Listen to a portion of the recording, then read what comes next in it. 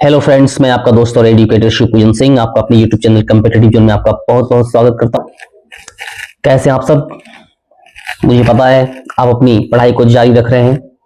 फिर से मैं आपके सामने एक बार हाजिर हुआ हूँ। वही आरआरबी लेवल 1 एग्जामिनेशन जो ऑनगोइंग है, इनके नए पैटर्न को रीड किया और क्या कुछ एग्जामिनेशन में प्रश्न पूछे जा रहे हैं, इस पर आधार बना करके नई प्रश्नों की श्रृंखला देखिए यहाँ पर कैसे क्वेश्चन राइज किए जा रहे हैं। आप इनका स्टडी कर लेंगे यहाँ से और एग्जामिनेशन पॉइंट्स ऑफ व्यू से बड़े महत्वपूर्ण क्वेश्चंस एग्जामिनेशन में अपीयर होने के पहले मेरी सारी क्लासेस जो यहाँ से कमेंट्स की गई हैं, जो बहुत सारे मॉक टेस्ट यहाँ पर दिए गए हैं, इन सारे मॉक टेस्ट का अध्ययन जो है वो आप करेंगे। निश्चित तौर पे सफलता जो है वो आपको मिलेगी, क्योंकि चीजें मैं वही लाता हूँ जो रिसर्च टेस्ट होती हैं। और थंबनेल पे तो आप देखते ही हैं, कई बार मैंने लगाया है कि आपको उचित मार्गदर्शन वही दे सकते हैं जो कि स्वयं सिलेक्टेड हों। तो एकदम बिल्कुल उचित मार्गदर्शन के साथ सही कंटेंट को आपके सामने लेकर के आता हूं और यही जो है वो आपकी सफलता का कारण बनती है। प्रत्येक क्लास की शुरुआत में मैं ये चीजें आपको बताता हूं। उचित मार्गदर्शन, धैर्य और लगातार परिश्रम करने की क्षमता जो है आपको सफल बनाए।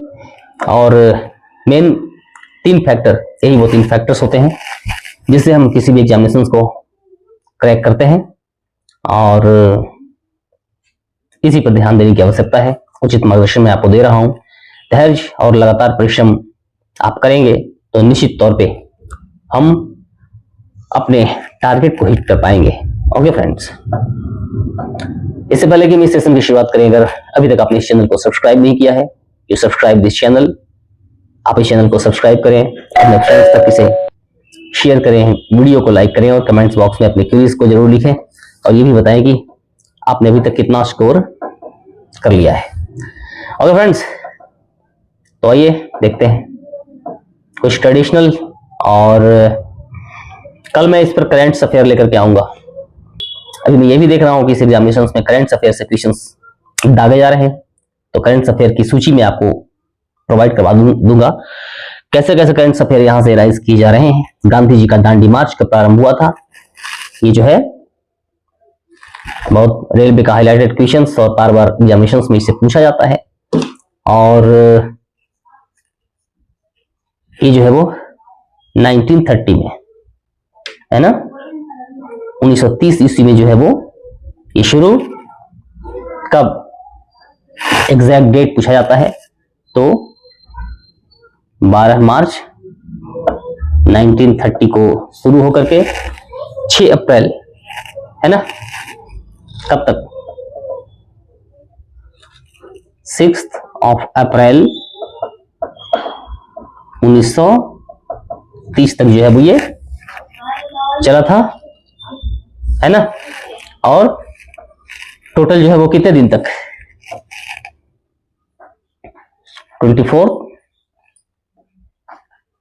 24 दिनों तक जो है वो ये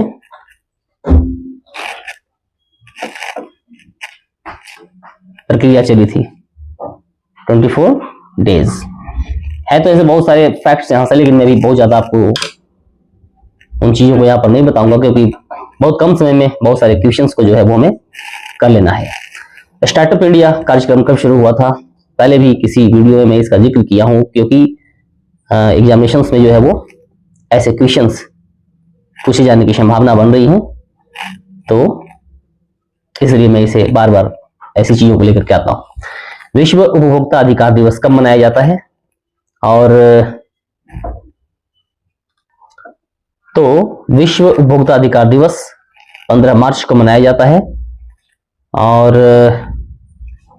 अमेरिका के बैकग्राउंड से लिया गया। जॉन एफ कैनेडी, इन्होंने 1962 में 1962 में एक भाषण दिया था और यहीं से प्रेरणा मिली थी।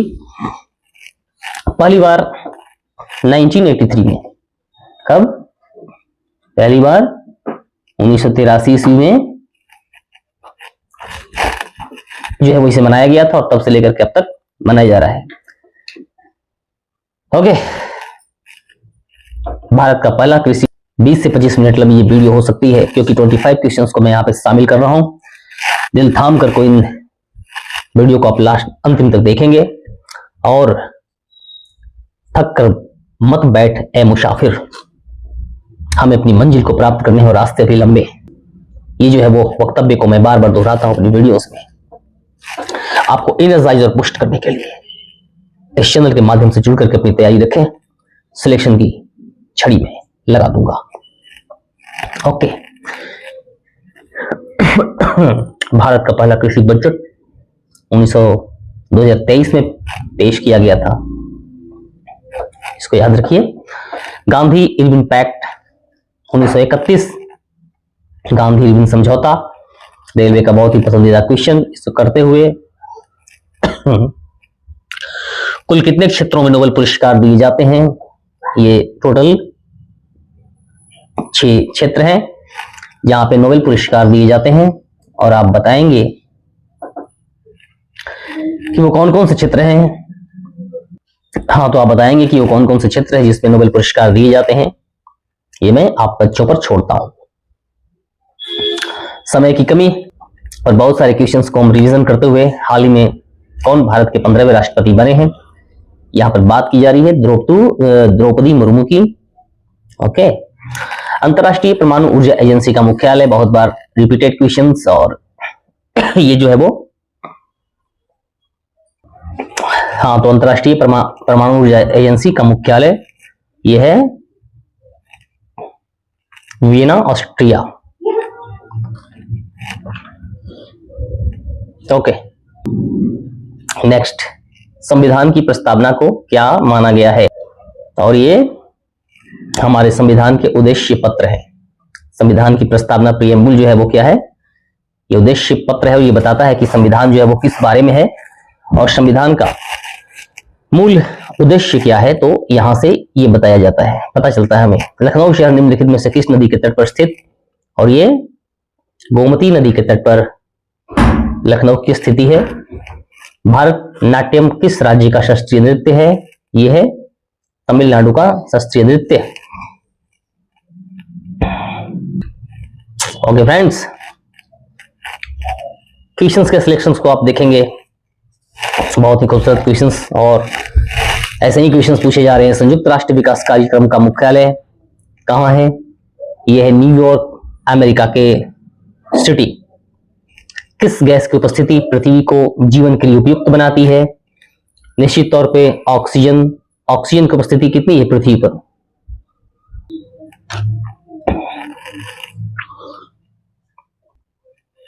ये जो है वो ऑक्सीजन 21%, और इसके बाद जो सबसे ज्यादा नाइट्रोजन, ये जो है वो 71%।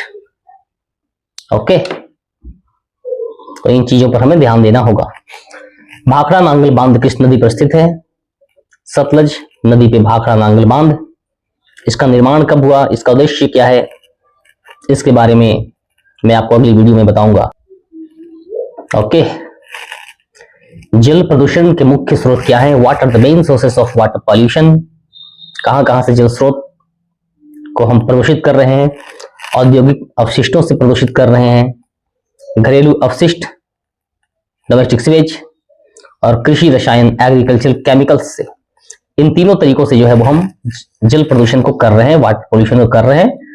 सो the right answer will be here A, B and D. Okay, ये ए, बी और डी राइट आंसर है, तो आप इसे देख लेंगे। मनरेगा योजना किस वर्ष लागू की गई थी? निश्चित तौर पे मनरेगा जो है जो 2006 में लागू की गई थी ये योजना को, और ग्रामीण क्षेत्रों को जो है वो रोजगारी प्रदान करने का उद्देश्य के साथ जो है वो इस कार्यक्रम को लॉन्च किया गया था, है ना। कभी कभी इसका फुल फॉर्म पूछ लिया जाएगा तो Mahatma Gandhi national rural employment guarantee scheme, है ना। ये जो है वो इस योजना का फुल फॉर्म। ओके बच्चों, तो कैसे क्वेश्चंस को आप यहां से हिट करते हुए अपनी स्कोर को आप जरूर बताएंगे, है ना। फाइनल स्कोर को आप बताएंगे कि आपने कितना स्कोर किया। अशोक के शिलालेख किस लिपि में लिखे गए? इन विच स्क्रिप्ट आर अशोकास एडिक्ट्स रिटेन। और ये लिपियां हैं ब्रह्मी और खरोष्टी लिपि। ओके, राज्यसभा को क्यों भंग नहीं किया जा सकता है? क्योंकि यह एक अस्थायी सदन है, इसलिए राज्यसभा को भंग नहीं करते। सिंधु घाटी सभ्यता का कौन सा शहर गुजरात में स्थित है? And the city is Lothal. Sindhu घाटी सभ्यता का बहुत ही महत्वपूर्ण शहर लोथल। यहां से बार बार क्वेश्चन राइज। कालीबंगा की बात करें तो ये राजस्थान में स्थित है। मोहनजोदड़ो और हड़प्पा तो आप जानते ही हैं। मोहनजोदड़ो का अर्थ जो है वो कभी कभी पूछा जाता है ना। क्या है मोहनजोदड़ो का अर्थ, आप ये बताएंगे। यहाँ पर बहुत बड़े स्नानागार मिले हैं, मिट्टी के मनके वगैरह वगैरह यहाँ से प्राप्त हुए हैं। इस वजह से जो है वो ये सभ्यता अपने आप में बहुत ही व्यापक, लगभग 2300 ईसा पूर्व से लेकर के 1700 ईसा पूर्व तक इसका काल जो है वो निर्धारित किया गया है। कब से कब तक ये वाला क्वेश्चंस कोरिलेट किया जाता है। 2300 से लेकर के 1700 बिफोर क्राइस्ट में जो है वो ये सभ्यता, सिंधु घाटी की सभ्यता भारत में पनपी थी। और तब से लेकर के आज तक इसका जो है वो काल निर्धारण विभिन्न इतिहासकारों के द्वारा अलग अलग तरीके से किया गया है, परंतु सर्वमान्य तथ्यों के आधार पर हम ये कह सकते हैं कि इसका काल निर्धारण 2300 से लेकर के 1700 बीसी तक है। Okay,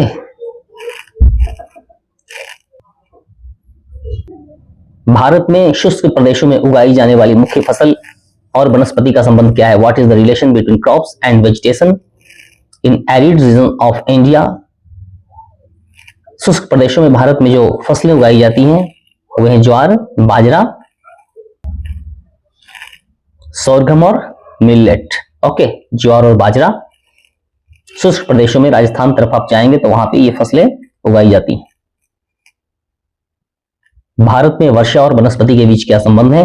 what is the relation between rainfall and vegetation in India.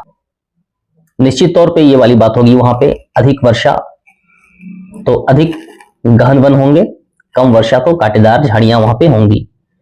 मशीनराम और चेरापूंजी की तरफ आप जाएंगे तो अधिक गहन वन आपको मिलेंगे वहां पे।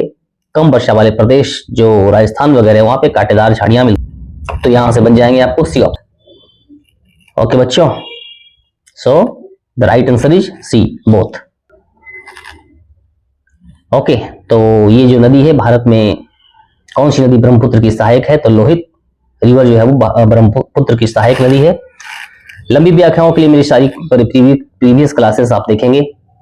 ओके, बहुत लंबी व्याख्याओं के साथ मैंने उन्हें शॉर्ट आउट किया है। 25-30 क्वेश्चन होते हैं और लंबी व्याख्या होने पर 100 से लेकर के 120 क्वेश्चन को आप यहाँ वहां पे शॉर्ट आउट कर रहे होंगे। तो आप बच्चे वहां पर जाकर के देखेंगे और अधिक से अधिक इस क्लासेस को अपने फ्रेंड तक शेयर करेंगे। ओके, बिल्कुल डेडिकेशन के साथ डेली क्लासेस में आपको लेकर के लगभग आता हूँ। आपकी जीके जीएस की क्लासेस यहाँ पे हो रही हैं और यहाँ से आप बहुत कुछ सीखते हुए आगे बढ़ रहे हैं। और ये जो अभी मैं करवा रहा हूँ आरआरबी के लिए, ये बिल्कुल रैपिड फायर क्वेश्चंस और बिल्कुल बर्निंग क्वेश्चंस आपको करवाए जा रहे हैं। यहाँ से इनकी रिपीटेशन की पूरी संभावना बनती है, तो आप इसको देखते चलिए फटाफट। ओके, प्राचीन बिहार में निम्नलिखित में से किस महान शासक ने हर्यक वंश की स्थापना की थी? 2 राजा हुए हमारे प्राचीन भारत में, बिंबिसार और बिंदुसार। इसमें बहुत सारे क्वेश्चंस हो जाते हैं, मतलब कंफ्यूजन होते हैं वहां पे, परंतु यहाँ पे जो आंसर होने वाला है ये है बृहद्रथ।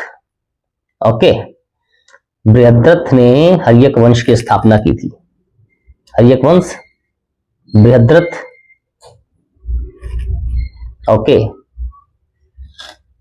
सॉरी, बृहद्रथ नहीं, this is wrong, and Bimbisara. Okay, मैं कह रहा था बिंबिसार और बिंदुसार में क्वेश्चन बच्चों को कंफ्यूजन होते हैं। तो बिंदुसार जो है वो मौर्य वंश से संबंधित राजा और बिंबिसार हर्यक वंश के संस्थापक, लगभग 544 ईसा पूर्व में।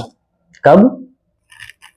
544 44 ईसा पूर्व में बिहार में जो है वो मगध, बिहार के मगध में जो है वो ये हर्यक वंश की स्थापना हुई और ग्रीव्रज यानी कि वर्तमान का राजगृह, इसका प्राचीन नाम ग्रीव्रज में बिंबिसार ने अपना क्या बनाया था, इन्होंने अपनी राजधानी वहां बनाई थी। यह अजातशत्रु, इनके पुत्र, बाद में अजातशत्रु के द्वारा सिंहासन को स्नैच कर लिया जाता है ना। तो ये सारे फैक्ट्स आप यहां से देख लेंगे। ओके, और ये 24th क्वेश्चन,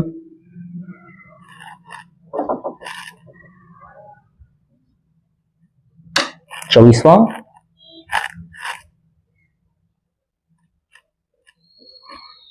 प्रथम विश्व युद्ध किस घटना से आरंभ हुआ था? And this was the incident assassination of Sarajevo. Sarajevo की हत्या के साथ जो है वो प्रथम विश्व युद्ध की शुरुआत होती है। ओके बच्चों, और ये है 25th क्वेश्चन, विश्व की सबसे लंबी पर्वतमाला, विश्व की सबसे लंबी पर्वतमाला एंडीज पर्वतमाला, इसकी स्थिति कहां पर है? आप बच्चे इसे कमेंट्स बॉक्स में हमें जरूर बताएंगे कि एंडीज पर्वतमाला जो है वो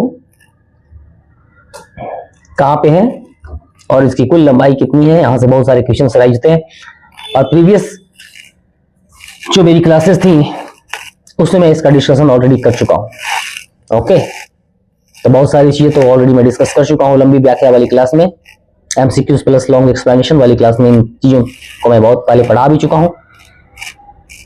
दोबारा से इन चीजों को मैं आपके लिए लाया हूं क्योंकि इनकी रिपीटेशन की बहुत सारी संभावना यहां से बन रही है। ओके,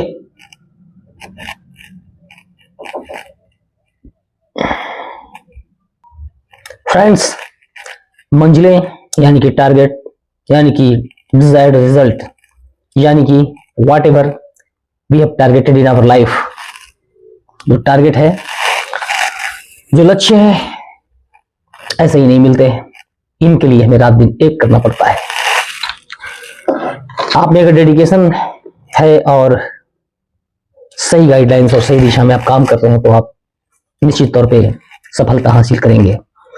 आप बच्चों को ये बताना चाहता हूं कि बहुत सारी जो क्लासेस यहाँ पर अपलोड किया है मैंने, मॉक टेस्ट लॉन्ग व्याख्याओं के साथ किया है और विभिन्न सब्जेक्ट्स पे किया है। जीके जीएस की जो क्लासेस होती हैं, जीके जीएस के जितने टॉपिक्स होते हैं बहुत सारे डिस्कस किए गए हैं और बहुत सारी क्लासेस अभी आने वाली हैं।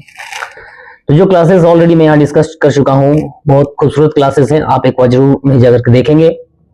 निश्चित तौर पे आप इस चैनल और अपने teacher, motivator and educator SB Singh के फैन हो जाएंगे, क्योंकि मैं आपके लिए लाता हूँ रिसर्च बेस्ड क्लासेस। और इस चैनल का मोटो उद्देश्य ये कि खास करके वैसे बच्चे जो रिमोट एरिया में रह रहे हैं, गांव में रह रहे हैं, शहरों में वैसे बच्चे जो पे नहीं कर पा रहे हैं, बहुत बड़े बड़े इंस्टीट्यूशंस के लिए पैसे पे नहीं कर पाते, अफोर्ड नहीं कर पाते, वो यहाँ से आकर के इस चैनल के साथ जुड़ करके अपनी पढ़ाई को जारी रखेंगे और ऑथेंटिक स्टडी मटेरियल्स के साथ मैं उनका मार्गदर्शन करूंगा। ओके, तो चलिए जुड़े रहिए इस चैनल के साथ।